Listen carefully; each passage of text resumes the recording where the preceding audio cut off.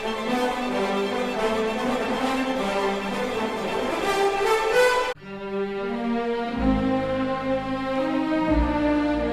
back, friends. We left off with Ignatius of Antioch, and now we're going to pick up the Didache. Such a little gold mine of insight as to what was going on. About 100. It's written, or it's from the teachings. The name is The Teaching of the Lord to the Gentiles or Nations by the 12 Apostles. That's the name of the work.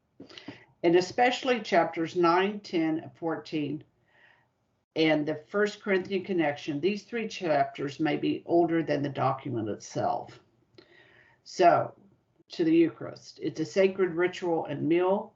There's a benediction before the bread and wine. There's a self-examination, a confession of sins, a need for baptism.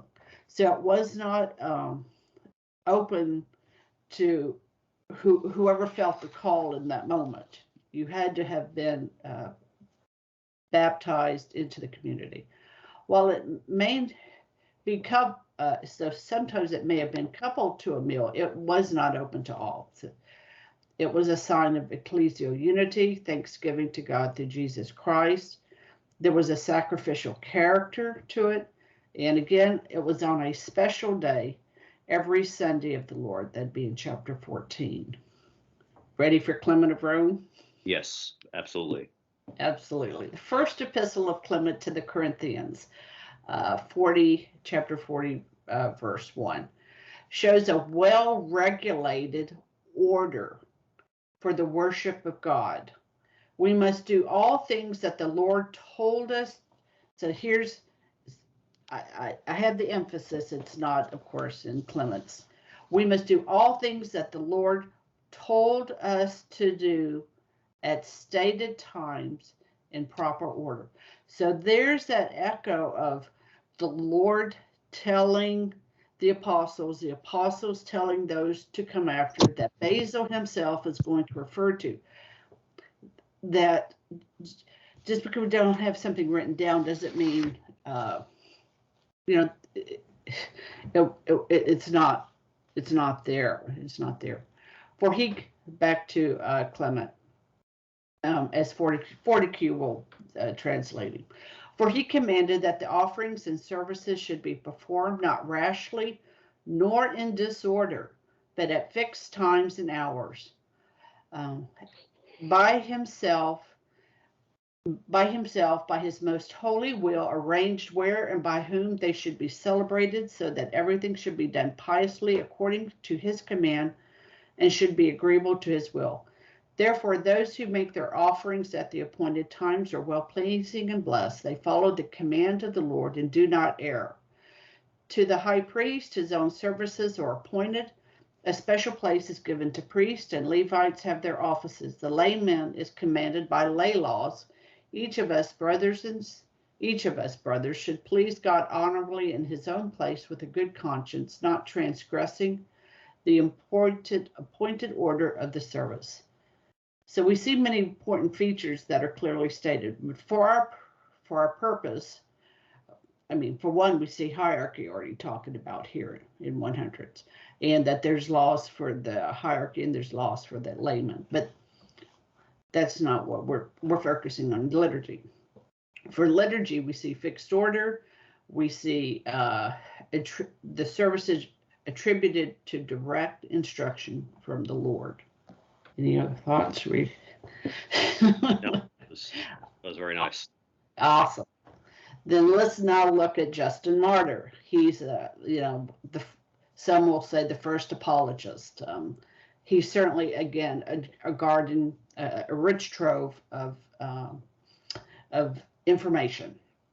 He's writing from Rome. So again, we're asking ourselves, what did Jesus do? What did Peter do? So we're in that inquiry of what Peter would have done. Justin Martyr will offer a developed view of rites and understanding with the Eucharist. His first apology written to Antonius Pius and dialogue with Trypho was written in Greek. So here's going to start to have a little contra to Miger with the Greek, because that's where he's going to end up, is that Peter would have offered the Mass in Greek.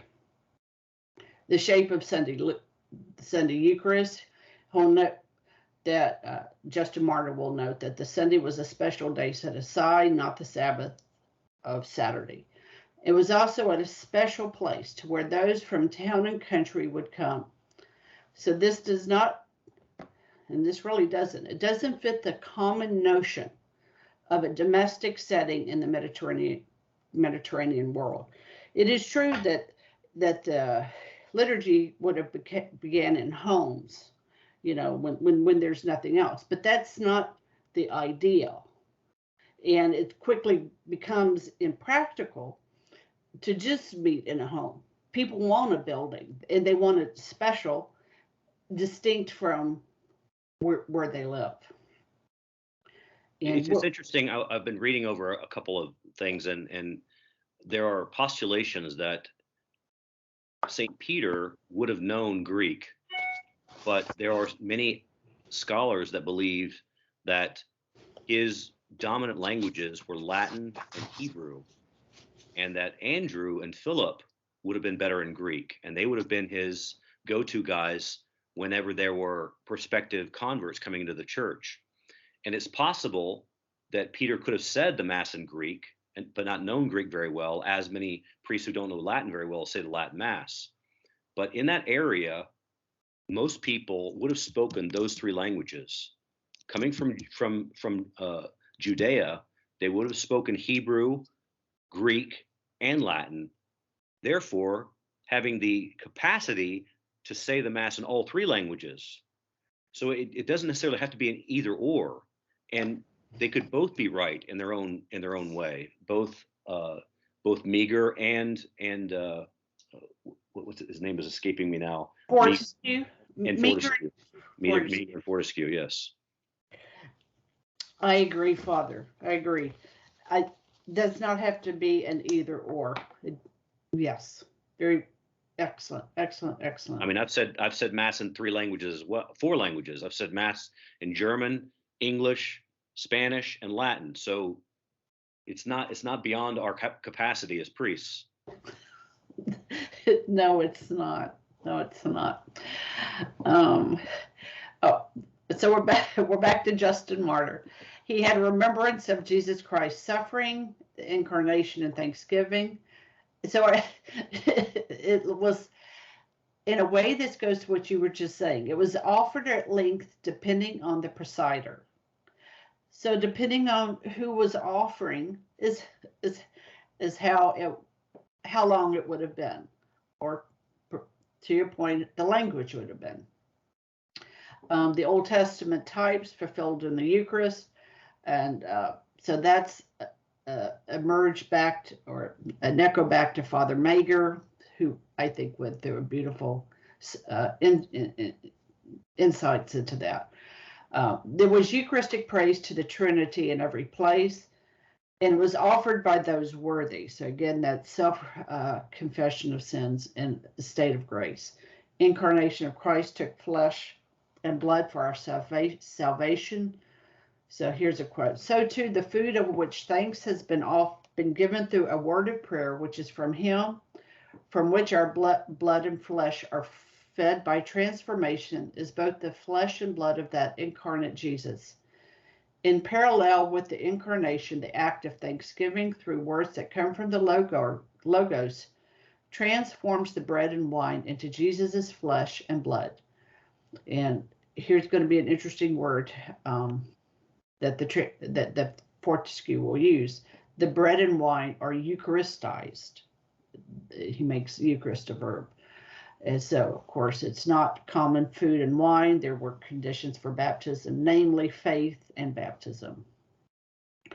So again, we see defined ritual, readings from apostles, prophets, homily by the bishop, intercession, kiss of peace, offertory, bread and wine, thanksgiving, consecratory prayers with the amen.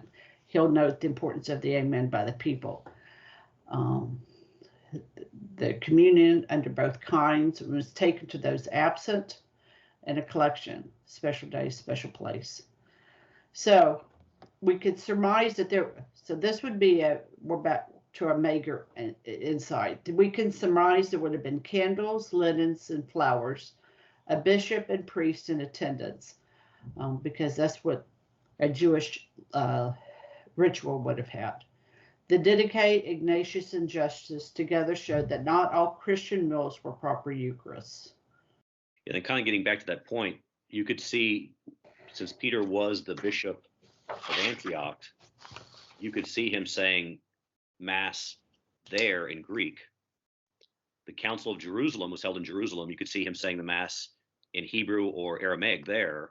And then going to Rome, when he was sent to Rome, he was probably sent to Rome because it was the center of Christianity, first of all, but he probably was very fluent in Latin. And usually we choose our bishops to go to an area. There's some exceptions, but I can think of Vigano, very good in English, was sent to the United States to be the nuncio to the United States. In my day, Pio Laghi didn't speak English very well, but he definitely spoke English well once he left that post. So we've always done that, sent bishops who were fairly adept at different languages into sees that were not necessarily their home or their upbringing. Correct. That is correct. Excellent, excellent, excellent. All right, my friends, we're going to pick up with Irenaeus. He's 130 to 200. And we're going to see a continuity of thought just from the very earliest times of our rich history. Till then, fides et ratio.